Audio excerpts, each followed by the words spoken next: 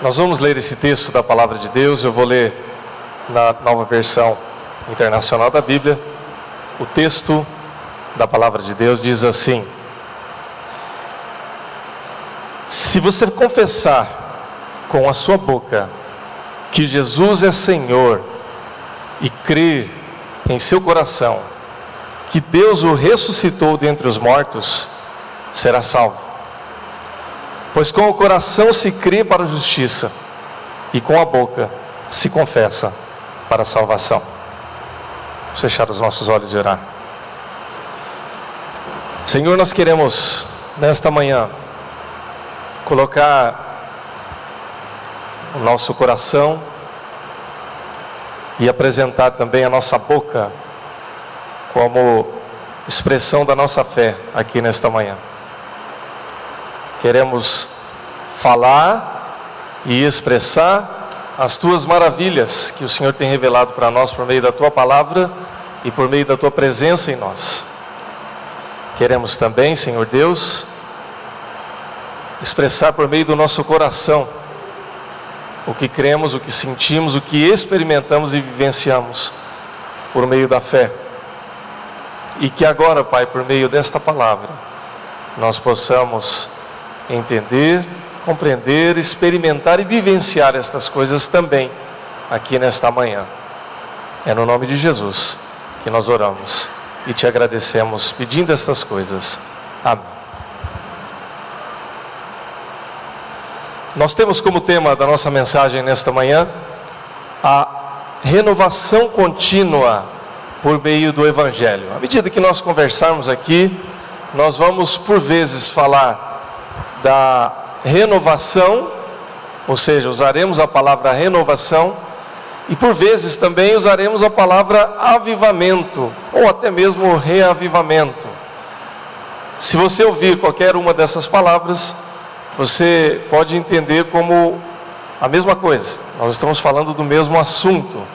À medida que nós conversarmos, nós vamos explicar um pouco por que a gente vai usar tais expressões e por que é necessário que nós tenhamos uma renovação contínua ou um avivamento contínuo por meio do Evangelho, por meio da Palavra de Deus, por meio da vontade de Deus para a minha e para a sua vida. Nós iniciamos hoje, na Escola Bíblica Dominical, uma nova etapa no processo daquilo que nós temos chamado de discipulado. Temos falado sobre a necessidade de obedecermos à ordem do Senhor Jesus, de fazer novos discípulos, de nos envolvermos com o discipulado cristão e fazermos assim de tal maneira que nós sejamos discipulados e que nós também sejamos discipuladores, ou seja, pessoas usadas por Deus para levar outras pessoas a um relacionamento com esse Deus, que é o cerne, que é o propósito do discipulado. Não apenas ensinar a Bíblia, ensinar doutrinas bíblicas, isso também faz parte, obviamente, mas esse ensino, contudo, deve levar pessoas a ter um relacionamento pessoal com o Senhor Jesus Cristo. Nós lemos agora o texto de Romanos 10, que fala a respeito dessa verdade bíblica, que diz que se nós confessarmos a Jesus Cristo e cremos no nosso coração que Ele é Senhor, então nós seremos salvos. Nós somos salvos em Cristo Jesus, amém, igreja? Louvado seja Deus. Se nós cremos em Jesus Cristo no nosso coração, confessando com a nossa boca, nós somos salvos. Então não há nenhum segredo, não há nada. Nossa fé cristã não é uma religião de mistério, que é dada só para aqueles iniciados ocultos, não. Ela é uma religião, ou melhor, é uma fé que vai acima do conceito de religião. É uma vivência, é uma experiência com Deus que é dada por meio da fé na salvação em Cristo Jesus, o nosso Senhor. Você conhece isso? Nós já falamos disso muitas vezes. Nós temos pregado essa fé viva no Senhor Jesus Cristo. Mas é fato também que ao longo da nossa caminhada cristã, ao longo da nossa vivência com Deus, ao longo da nossa vivência como igreja, nós vivemos algumas circunstâncias, algumas etapas, eu posso dizer assim, uma caminhada de fé que ela tem talvez os seus altos e os seus baixos. Falando ainda a respeito da escola bíblica, nós comentamos que estamos falando a respeito de uma jornada, de uma caminhada de maturidade cristã, que é o tema dessa nova série, que a gente aproveita aqui também para convidar você a participar ou a continuar participando. Alguns irmãos e irmãs já estiveram participando nesse domingo, e se você não participou, eu te convido fortemente, te incentivo a participar já no próximo domingo, junto com aqueles que participaram hoje, para que nós continuemos essa caminhada de crescimento e de maturidade cristã. Continuamos crescendo e amadurecendo com Cristo. Por que é tão importante nós falarmos a respeito dessas coisas? E por essa razão nós falamos da renovação contínua por meio do Evangelho. Você já deve ter ouvido na história da igreja, se você não leu ou estudou isso na história da igreja, você já deve ter ouvido falar em algum momento na vida da igreja aqui mesmo, ou em outro lugar que você frequentou ou frequenta, a respeito dos avivamentos que ocorreram na história da igreja. O que é que são esses avivamentos? São momentos na história da igreja onde algo muito grande aconteceu, de maneira que a igreja ela viveu um período diferenciado. Então, por exemplo, houve períodos de avivamento na Europa, na Inglaterra, nas Ilhas Britânicas. A própria Reforma Protestante foi um período de avivamento lá no século XVI.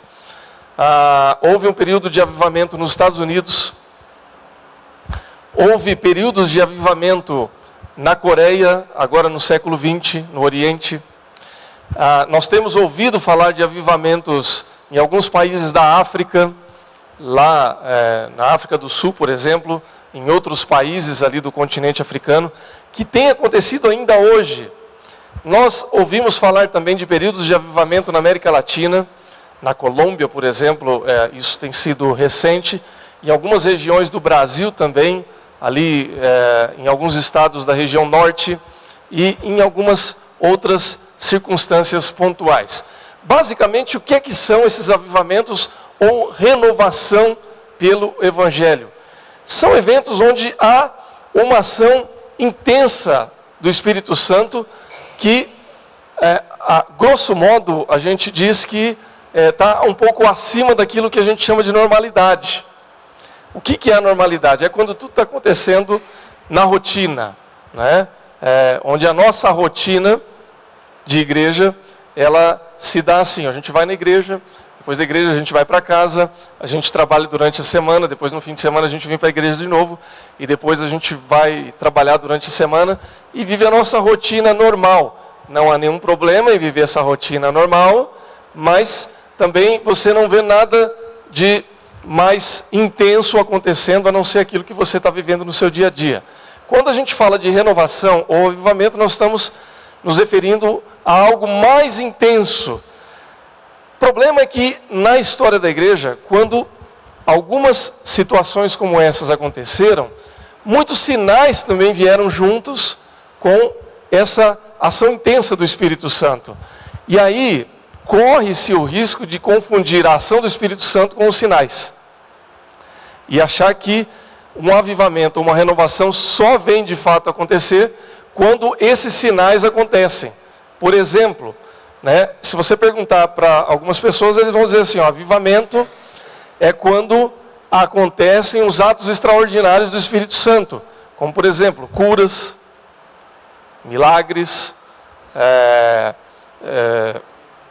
manifestação de dons extraordinários sobrenaturais, como dom de línguas estranhas ou profecias. De fato, isso acaba fazendo parte do conjunto, parte do pacote, como a gente diz assim, porque aonde o Espírito Santo está agindo, é natural que aconteça algumas manifestações também. Mas a ação do Espírito Santo, na verdade, ela é parte muito maior, ou ela faz com que algo muito maior ocorra, onde esses sinais, eles são apenas parte do processo. Ou seja, o cerne de uma renovação ou de um avivamento dado por Deus, ele acontece de fato quando as pessoas são renovadas pelo Evangelho. Ou seja, independente se há um milagre sobrenatural aqui, desculpe a redundância quando eu falo em milagre sobrenatural, mas é que eu estou querendo dizer a respeito de alguém que chega aqui com uma doença incurável e de repente ela é curada. Isso é sobrenatural. Quando alguém encontra numa situação de total desesperança, desenganada, e de repente ela tem a sua situação transformada. E aí então nós ficamos esperando que apenas situações como essa possam ser vistas como milagres. Quando na verdade, alguém que entrega o seu coração para Jesus Cristo já está vivenciando um milagre. Porque a própria palavra de Deus diz que se não for pelo Espírito Santo, nós não cremos. Então, se eu passo a crer, lemos o texto de Romanos ainda há pouco, né? Se você confessar com a sua boca e crer no seu coração, você será salvo. Pronto, tem milagre. Percebe? Quando a ação do milagre de Deus, do Espírito Santo de Deus, mudando a nossa vida e transformando a nossa realidade, Deus tem operado um milagre. Então, na verdade, um avivamento, uma renovação de Deus se dá quando nós somos transformados pelo Evangelho. E aí então, um grande avivamento acontece quando muitas pessoas ao mesmo tempo são renovadas pelo Evangelho. Então, quando nós estamos falando de uma renovação contínua, nós estamos nos referindo a isso. A uma transformação de Deus de tal maneira que o Espírito Santo comece a agir no coração de 1, 2, 3, 5, 10, 100, 500, 1000 pessoas, de tal maneira que essas pessoas passam a ser transformadas. Se você for estudar e ler um pouco da história dos avivamentos, seja em qual região, em qual país, em qualquer época, você vai começar a perceber que algumas coisas acontecem. Primeiro é que há, de fato, um aumento da igreja. A igreja tinha 50, 80, 100 pessoas, passa a ter 500, passa a ter 1000. As outras igrejas começam a experimentar o mesmo processo e de repente você tem milhares de cristãos ali entregando seu coração para Jesus. Milhares de pessoas entregando seu coração para Jesus. Ok. Mas junto com esse avivamento, com essa renovação, também ocorrem mudanças na própria sociedade. Ou seja, as pessoas começam a ser transformadas de tal maneira que a ação dessas pessoas também é transformada. E como elas fazem parte de uma sociedade, de um país, de uma cidade, a própria cidade, o próprio país é transformado pela palavra e pelo poder de Deus. Ou seja, pela renovação do Evangelho. Então, um avivamento, uma renovação, ela nunca vem sozinha, ela nunca acontece apenas na igreja, não acontece só numa comunidade local. Porque, irmãos, se uma igreja, ela começa a ter mudanças, ela começa a crescer, e o entorno da sua igreja, o lugar onde a igreja está inserida não é transformado, será que há realmente avivamento? Será que há realmente uma renovação? Porque se nós somos transformados pelo Evangelho, então naturalmente alguma coisa ao nosso redor começa a mudar também, porque a gente muda. E a gente começa a agir diferente. Nossos valores não são mais os mesmos, a nossa ética não é mais a mesma, as nossas ações não são mais as mesmas. Então alguma coisa vai mudar. Se muitas pessoas também estão mudando juntas, então há um impacto muito maior. Então, eu estou esticando um pouquinho essa introdução aqui, falando a respeito do nosso entendimento acerca da renovação pelo Evangelho. Por quê? Porque muitas e muitas vezes, irmãos, nós ouvimos, nós falamos, nós oramos e nós ouvimos orações na igreja que diz assim: Senhor, dá-nos um avivamento. Senhor, renova as nossas vidas. Senhor, nós queremos um avivamento para essa igreja. Você quer isso, meu irmão? Só 2 ou 3 querem, né? Vamos orar por mais avivamento, né? Nós buscamos isso, irmãos? Nenhum agora, né? Glória a Deus, irmãos. Está crescendo, ó, você vê que Deus está avivando a sua obra agora, né? O poder de Deus descendo aqui. Irmãos, nós queremos isso. Ah, já ficou mais grosso, ó, tá vendo? É o poder de Deus, se não for no poder de Deus, vai no grito, né? Não, tem que ser no poder de Deus, irmãos, no grito não vai nada. Irmãos, a gente muitas vezes ora por isso, ou deveria orar. A gente muitas vezes fala a respeito dessas coisas, e deveríamos falar mais, sem medo, sem vergonha de se expor a respeito disso, mas a gente precisa entender também o que a gente quer, e o que é que Deus quer para a igreja. Porque quando nós falamos em avivamento, muitas vezes, a gente tem uma ideia muito romântica, não no sentido pejorativo, mas talvez no sentido de que a gente não entenda a dimensão de tudo aquilo que a gente está falando, ou buscando de Deus, em que a gente quer ver alguns sinais. A gente quer ver algumas coisas sobrenaturais, extraordinárias acontecendo na igreja. A gente quer ver aquele irmão profetizando, aquele irmão fervoroso ali, chorando, emocionado. E, ok, isso faz parte do processo todo, mas não é um processo. Por essa razão, irmãos, eu gostaria que a gente compreendesse alguns elementos relacionados à renovação por meio do Evangelho, ao avivar de Deus para a vida da igreja, para que a gente comece, quem sabe, a experimentar isso. Porque esse é um desejo de Deus. Porque essa é a vontade de Deus para mim e para você. Amém, irmãos? E aí a gente pode falar, desejamos o avivamento de Deus. Amém? Já está avivando, irmãos. Ministra, Pai. Derrama a sua graça sobre nós em nome de Jesus. Aí, irmãos, em primeiro lugar, essa renovação deve ser pessoal e coletiva. Por que uma renovação pessoal? A renovação pessoal acontece quando doutrinas do Evangelho, quando valores do Evangelho, como por exemplo, o pecado, né, ou a noção, a consciência do pecado, a graça de Deus, a misericórdia de Deus, a salvação que nós confessamos aqui em Romanos, começa a fazer parte não apenas do nosso conhecimento, mas da nossa vivência, do nosso dia a dia. Quando eu não apenas conheço isso, mas eu vivo isso no meu dia a dia. Ou seja, quando eu entrego meu coração para Jesus Cristo, quando eu me converto à fé cristã, se você preferir assim, quando eu passo a fazer parte de uma igreja, se assim você preferir, e aí então eu começo a viver dentro desse contexto, eu não apenas aprendo sobre isso, mas eu deixo que o Evangelho transforme a minha vida. Então eu não sou mais a mesma pessoa. Eu não sou mais aquele indivíduo que eu era antes. Nós falamos isso na escola bíblica agora há pouco, né? Eu não posso ser o mesmo que eu fui em 2017, eu tenho que ser melhor. E o Evangelho de Jesus Cristo na minha vida tem que fazer com que em 2019 eu seja melhor do que eu sou agora. Senão não tem transformação. Senão eu questiono se realmente o Evangelho está agindo na minha vida. E a culpa não é do Evangelho, a culpa é minha. Porque o Evangelho tem poder para transformar, mas o coração é meu. Se eu não deixar que Deus transforme a minha vida, não vai ter mudança. E essa renovação ela tem que ser coletiva também. Ou seja, se isso está acontecendo na minha vida, tem que acontecer na vida do meu irmão, na minha irmã.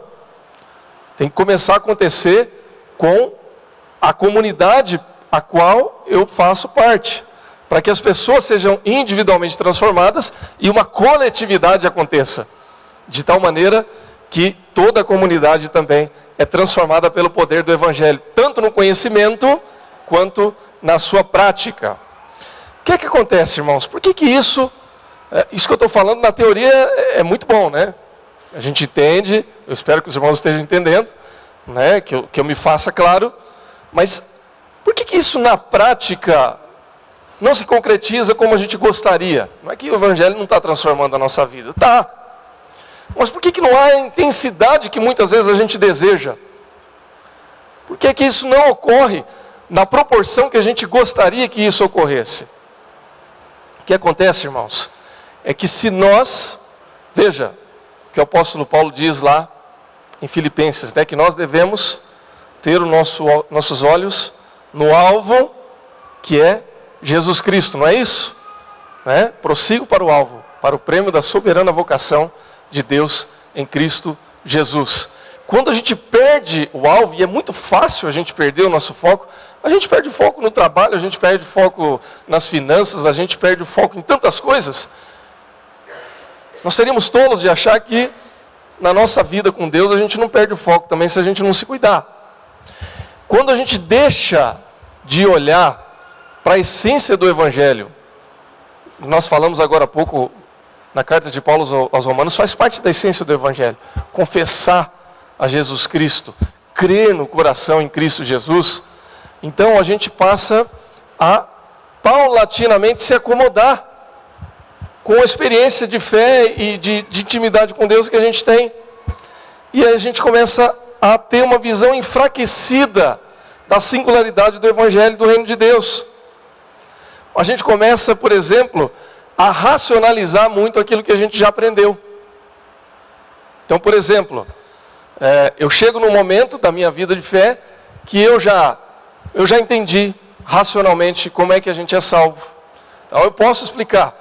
Se a gente sentar aqui, eu explico o plano da salvação para você em 2 minutos. Isso é razão.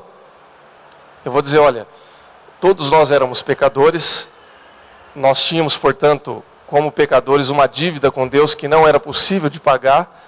Jesus Cristo, Ele se encarna, Ele vem ao mundo, Ele morre. Quando Ele morre, Ele paga os nossos pecados de uma só vez e Ele gera um crédito infinito para nós, que se nós entregarmos o nosso coração e reconhecermos Ele como nosso Salvador, Ele com esse crédito paga a nossa dívida e a partir de agora, em Cristo, eu sou salvo.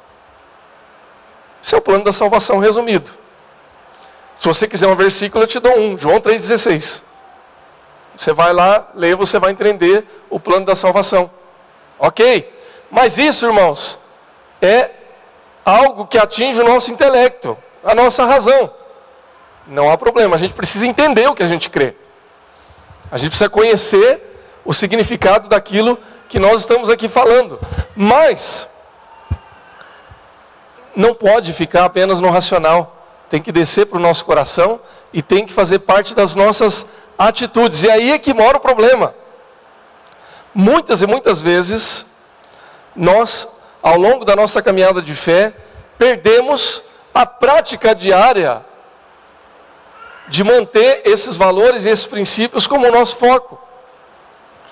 Hoje eu tenho vida devocional, eu vou lá, vou orar, vou ler a palavra de Deus. Amanhã eu estou sem tempo.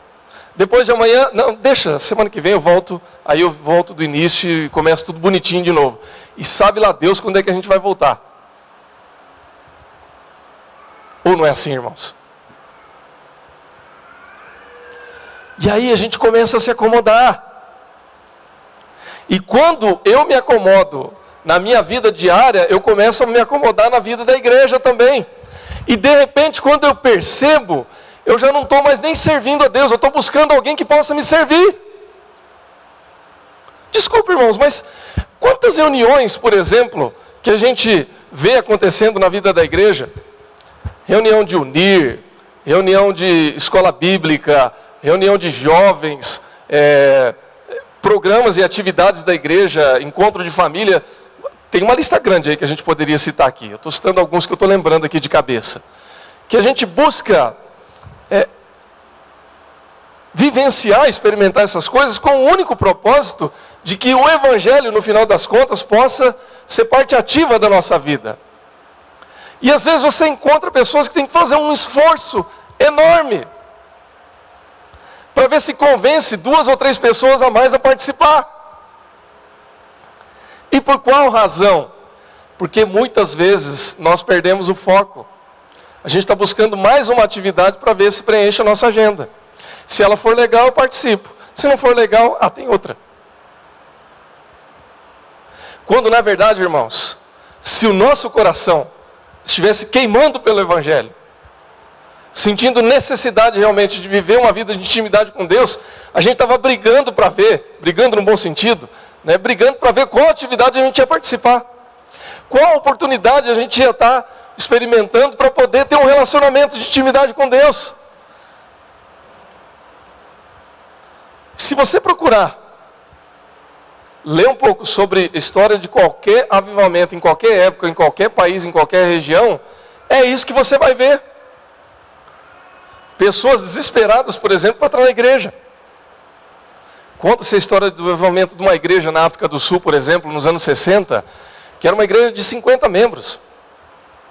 Que o pastor chega lá, vocês sabem que no continente africano, uma das questões culturais tem a ver com a feitiçaria, né? Então é muito comum, é uma questão cultural daquela região, e vem um pastor que é desafiado a lidar com uma criança com enfermidade, com problemas de feitiçaria, e ele não dá conta.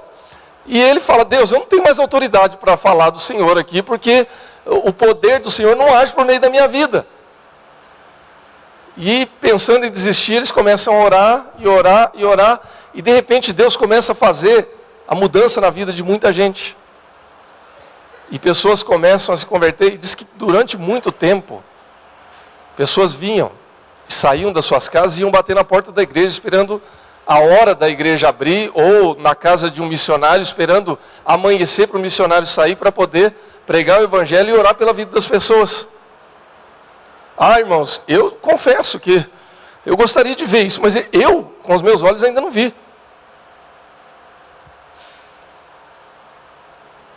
Agora, isso tudo depende da maneira como a gente lida com Deus. Eu não estou falando que aqui tem que ser igual na África, tá? É só uma ilustração. Mas é fato também, irmãos, que muitas vezes falta para nós um pouco desse fogo, que queima o nosso coração e que desperta em nós uma vontade de ter alguma coisa relacionada com Deus que a gente possa experimentar e vivenciar.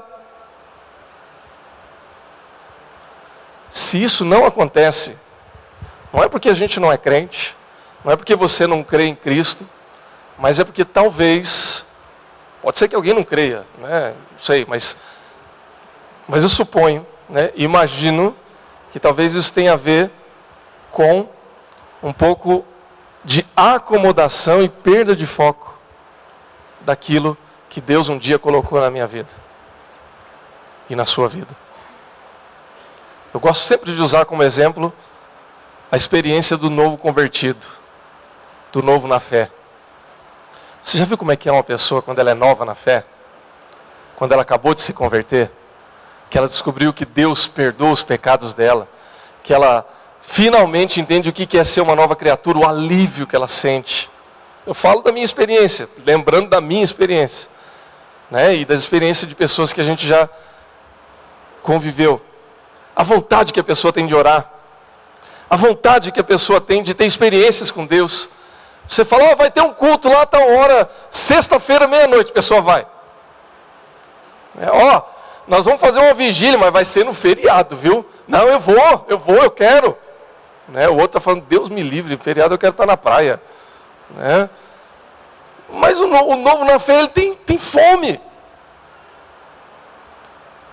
Porque ele provou muito pouco. E o que acontece, irmãos, é que às vezes a gente perde a fome. A gente tem um banquete à nossa disposição o tempo todo, a gente fala: a hora que eu quiser eu vou. A hora que eu estiver com fome eu abro a geladeira e pego. Será, irmãos, que nós não precisamos de ter um pouco mais de fome? Para que essa renovação, ela aconteça, tanto individualmente, quanto coletivamente. Sabe por que nos falta fome, irmãos? Porque muitas vezes a gente começa a inverter a lógica do Evangelho e tornamos-nos novamente autossuficientes. O que a palavra de Deus ensina? O que o Evangelho ensina? Ele ensina assim: Jesus me aceita. Jesus me abraça do jeito que eu sou. Sou pecador, sou imperfeito, tenho um monte de problemas. Não, mas Deus me aceita assim por meio de Jesus Cristo. Então, como Ele me aceitou, eu vou ser fiel a Ele, vou ser fiel à sua palavra, vou viver em santidade. Santidade é a palavra da moda, irmãos? Parece que não, né? Machuca, né? Tem gente que nem gosta que fala disso, né? Mas Deus quer que a gente seja santo. Deus quer que a gente viva em santidade. Com o passar do tempo, a gente começa a inverter a lógica. Bom, eu vou ser santo para ver se Jesus me aceita. E aí você acaba correndo alguns riscos, né? De se achar demais, né? Então, Deus me aceita porque eu sou bom mesmo. Eu sou santo. Eu sou um cara acima da média, né? Sou bom pra caramba. Ou então, eu começo a achar que esse negócio de Deus é demais para mim, porque eu sou muito ruim. Tem muita gente que se afasta da igreja porque fala assim, piquei o fumo. Pisei na bola, não vou mais. Deus quer você, meu irmão, pecador. Mesmo que você tenha pisado na bola, quem não pisa? Agora, Ele quer que você seja santo também. E eu, todos nós. Então, nós somos santos porque Deus nos aceitou. E a gente precisa continuar com essa fome. E entender que Deus quer que nós continuemos a ser renovados pelo Evangelho. Irmão, quando eu perco a minha fome, eu deixo de ser renovado. Quando nós temos um grupo de pessoas que perderam a fome, então nós temos uma igreja que deixa de ser renovada. Por isso que a gente costuma dizer que o novo convertido é o oxigênio da igreja. Porque a igreja só respira quando tem gente com fome. Quando tem gente que está buscando a Deus. Como diz a palavra de Deus, em espírito e em verdade. Amém, irmãos? Segundo lugar, essa renovação deve acontecer tanto na mente quanto no coração. Vou repetir o texto. Paulo diz em Romanos 10:9, agora na versão Almeida: se com a tua boca confessares Jesus como Senhor, e em teu coração creres que Deus o ressuscitou dentre os mortos, serás salvo, porque com o coração se crê para a justiça e com a boca se confessa a respeito da salvação. É a forma bíblica de nós dizermos assim, que se nós, com o nosso intelecto, com a nossa razão, entendermos o plano da salvação de Jesus Cristo, e no coração nós vivermos, nós sentirmos, nós experimentarmos essa salvação, então a nossa vida ela vai ser transformada não apenas pelo que a gente entende, mas pelo que a gente pratica. Eu já falei aqui outras vezes, irmãos, e não custa repetir, né? Que há muitas pessoas que usam a Bíblia para o estudo. Como pesquisa. Mas isso não significa que necessariamente essa pessoa vai se deixar ser transformada por esse conhecimento. Por exemplo, sexta-feira agora, eu fui assistir uma aula de doutorado em letras. E a matéria, a disciplina era exatamente o estudo da transmissão, né, ou da recepção, que era um estudo de estética da recepção, que se pautava em alguns textos bíblicos, ou seja, como o leitor recebe aquilo. Mas era tudo no campo teórico. Né? Eu posso falar da minha experiência como leitor, porque é uma experiência que não é apenas intelectual, é uma experiência de fé. Mas nem todo mundo tem essa experiência de fé. Então você pode estudar aquilo no campo teórico. Você pode usar ali alguns teóricos para isso. Você vai usar o Bourdieu, você vai usar outros teóricos aí da filosofia, do campo das ciências humanas. E você pode construir toda uma teoria em cima disso. E não vivenciar isso na prática. O que eu quero dizer com isso, irmãos? Que eu preciso conhecer a palavra de Deus, sim. Ela é necessária. Mas essa palavra tem que transformar o meu coração. E essa transformação no coração, ela só se torna uma evidência quando eu começo a viver isso no meu dia a dia e quando eu começo a expressar isso com a minha boca. Porque falar das coisas de Deus é uma das maneiras pelas quais eu expresso a transformação de Deus na minha vida. Vamos resumir isso, irmãos? Vamos ser bem objetivo no que é entender e no que é vivenciar isso? Se eu falo que eu sou cristão, mas ninguém enxerga isso na minha vida, eu sou um cristão mais ou menos. A gente brincava na juventude, né?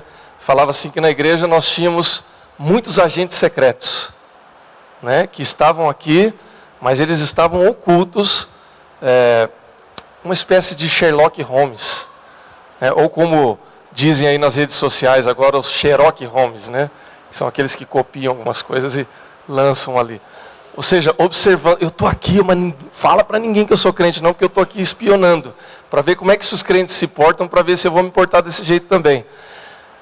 Eu tive, irmãos, amigos, que quando eu conheci o Evangelho, e eu fui para a igreja, eu encontrei esses amigos na igreja, eu falei, eu não acredito, que você estava na igreja esse tempo todo e você não falou do Evangelho para mim.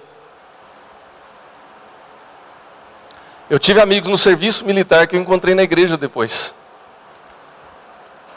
E esses caras eram piores do que eu no serviço militar. Eu falo piores, irmãos, porque no começo eu pintei e bordei um pouco. Depois, com a disciplina militar, você vai afinando um pouco, né? Você vai ficando um pouco mais temeroso. Mas o que eu quero dizer com isso, irmãos? Não adianta conhecer. Não adianta você nascer na igreja. Ah, eu estou na igreja desde que eu nasci. O Evangelho transformou a sua vida? Você dá bom testemunho? Você é diferente? Ou então, desceu do intelecto e foi para o coração.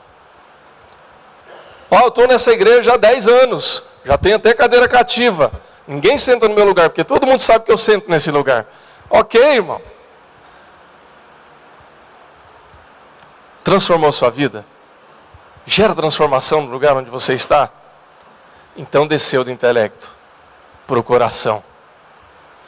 Um dos grandes avivamentos históricos que a gente conhece, que a gente fala, tem a ver com o avivamento que ocorreu por meio dos irmãos Wesley, cujo movimento wesleyano deu, por exemplo, origem à igreja metodista.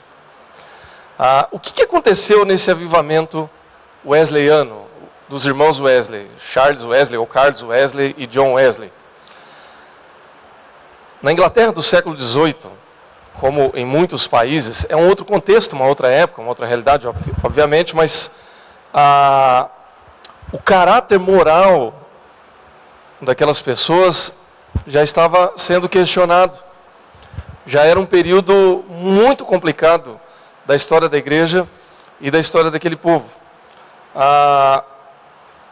John Wesley, por exemplo, ele viajou em algumas cidades, em algumas aldeias. Eu digo, irmãos, que é um contexto diferente, porque a Inglaterra do século XVIII é muito diferente da Inglaterra do século XXI, obviamente. Algumas cidades, algumas aldeias eram distantes uma das outras, que se você viajasse de uma cidade para outra, você era visto como um alienígena. Se você saía de uma cidade como Londres, que era uma cidade importante da Inglaterra, obviamente, e fosse para uma outra região a 200 quilômetros dali, você era um ser de outro mundo.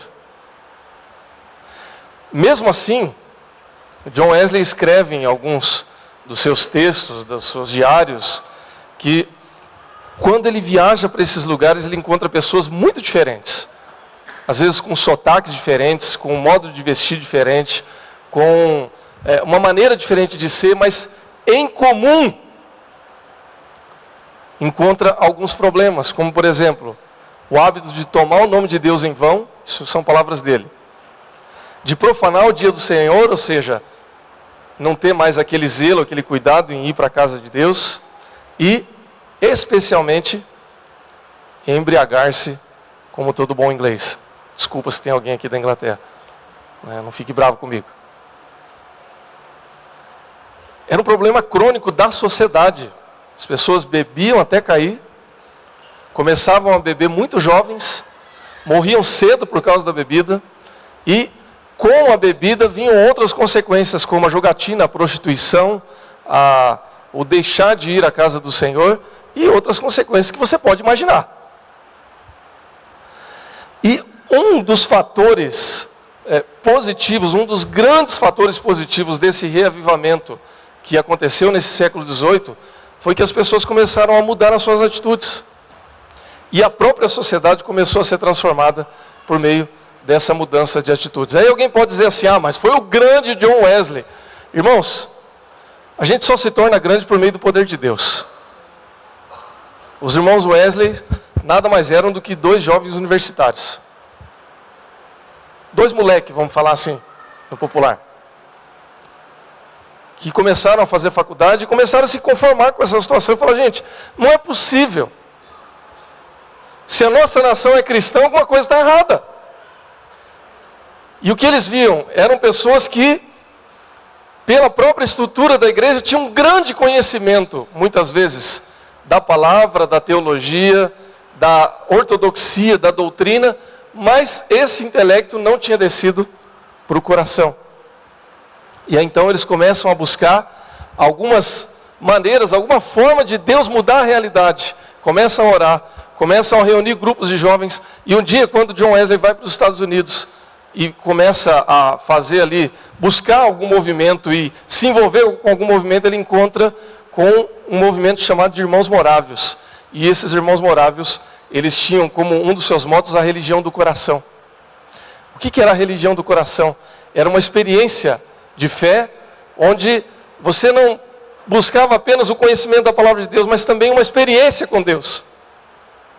E aí, quando essa experiência com Deus acontecia, quando você não apenas entendia, mas você sentia a presença de Deus, então alguma coisa diferente acontecia. Ele volta impactado e ele busca essa fé e essa religião do coração também.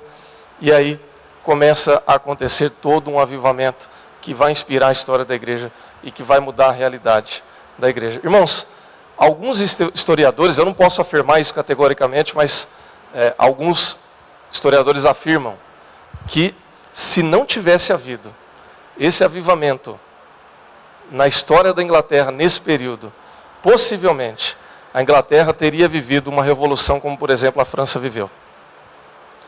E a Revolução Francesa, irmãos, para quem lê um pouco da história, sabe o tamanho da carnificina que foi. Não vou aqui questionar se foi necessário, se não foi, quais foram os motivos sociais, etc. Mas a gente sabe o que é que foi. Vai na França hoje falar a respeito de religião para você ver. O Estado laico na França é laico mesmo. Não pode ter cruz na escola, não pode ter cruz em repartição. Quem é muçulmano não pode ir com véu para a escola. Por quê? Porque eles levam isso a ferro e fogo. Porque em vários momentos da história da França, conflitos religiosos fizeram com que milhares de pessoas morressem. Então eles têm medo de falar sobre o assunto na sociedade, vamos dizer assim. E a Inglaterra, alguns historiadores afirmam que isso só não aconteceu porque houve esse avivamento a partir do século XVIII, que transformou a sociedade. Quer dizer que a Inglaterra hoje é um paraíso? Não, irmãos. Vai na Inglaterra hoje para você ver. Tem templo hoje que funciona como bar, boate, cinema. Quando não, se transformou em sinagoga, que é um outro problema também. A Inglaterra precisa de um avivamento também, como o Brasil precisa, como nós precisamos, irmãos. E aí, para finalizar nossa reflexão, quando é que vai começar o nosso avivamento?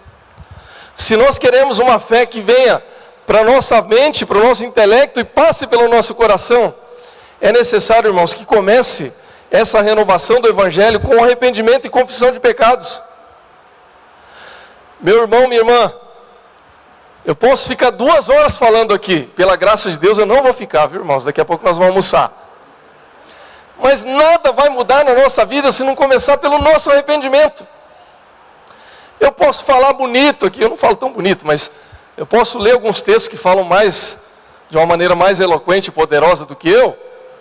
Posso aqui buscar a história da igreja, os teólogos, a gente pode fazer uma grande reflexão teórica aqui, mas a renovação só começa quando a gente se arrepende. Quando a gente muda a nossa perspectiva de fé. Quando nós confessamos os nossos pecados a Deus. Quando esses avivamentos aconteceram, a primeira coisa que as pessoas faziam era reconhecer que elas estavam vivendo uma vida errada. Que alguma coisa na sua vida precisava mudar. E não apenas havia o reconhecimento, como havia também o arrependimento, de tal maneira que essas pessoas deixavam de fazer aquilo que elas estavam fazendo, que não agradava a Deus. João Batista, quando ele vai anunciar o Senhor Jesus, ele começa a dizer: arrependei-vos, porque é chegado o reino de Deus. O próprio Senhor Jesus, quando ele fala a respeito da salvação e da maneira como Deus olha para nós, ele diz, está lá no Evangelho de Lucas, no capítulo 15, ele diz: eu vos afirmo que da mesma maneira, haverá muito mais alegria no céu por um pecador que se arrepende, do que por 99 justos que não carecem de arrependimento. Ou seja, irmãos, a festa no céu, aquele churrasco, aquela celebração, ela é muito mais intensa quando uma pessoa se arrepende, do que quando a gente encontra uma igreja inteira que se acha justa. Porque a nossa justificação não é nossa, ela é dada por meio de Jesus Cristo. E eu sou justificado por Cristo quando eu me arrependo e confesso os meus pecados. E aí então, Deus age na minha vida. Quando nós confessamos os nossos pecados, quando nós reconhecemos que nós somos pecadores e começamos a nos arrepender das coisas erradas que nós fazemos e confessamos a Deus, a nossa atitude começa a mudar. Eu sou transformado por meio da confissão e do arrependimento. E aí Deus começa a mudar a minha vida. Eu não quero mais continuar sendo pecador. Eu não quero mais errar. E se eu errar, eu não vou me conformar com esse erro. E eu vou confessar. E eu vou pedir para que Deus perdoe a minha vida. Me perdoe sinceramente. E aí então, como diz lá em Romanos capítulo 8, versículos 1 e 2, eu deixo de estar debaixo da condenação do pecado e passo a viver livre com Cristo Jesus. Amém, irmãos? Se nós nos arrependermos, e por que é tão importante nos arrependermos, irmãos? Porque a gente se acomoda, irmãos. Me desculpe, a sinceridade e a honestidade. Mas se nós vivêssemos como a gente vivia no primeiro amor, a nossa igreja era diferente. Eu era diferente. Eu preciso me arrepender também. Com temor de Deus aqui, eu digo isso, que eu preciso também repassar a minha vida. E reconhecer que Deus precisa ter misericórdia de mim, para que eu possa ser um pouco melhor amanhã. Que Deus nos abençoe, irmãos. Que Deus realmente transforme a nossa realidade.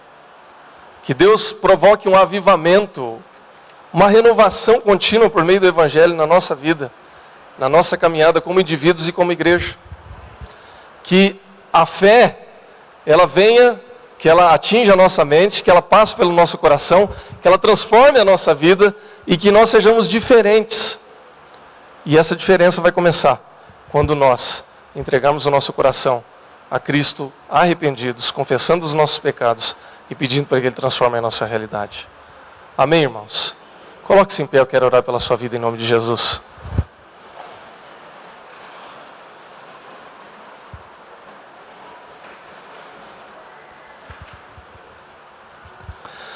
Pai, nós queremos colocar a nossa vida diante do Senhor nesta manhã, pedindo no nome de Jesus, que o Senhor transforme a nossa realidade. Pai, aviva a tua igreja, aviva a tua obra, Senhor Deus, aviva o teu povo, ó Pai. Que essa mudança, que essa transformação de vida comece por meio da presença do teu Santo Espírito em nós. E que esse Santo Espírito, Pai, provoque em nós o arrependimento, a confissão, a mudança e o desejo sincero de caminhar com o Senhor, de andar na tua presença, de ter intimidade contigo, Senhor Deus. Que o nosso testemunho seja transformado, que a nossa realidade seja transformada, que o Senhor use a nossa vida como o chamado do Senhor Jesus Cristo para que sejamos embaixadores de Cristo, por meio da tua palavra, por meio da tua presença. Que o nosso coração queime, ó Pai, com a tua presença, com o teu chamado e com a tua transformação, ó Pai. Nós oramos assim, nós te agradecemos e nós pedimos essas coisas no nome do Senhor Jesus. Amém. A igreja pode se assentar.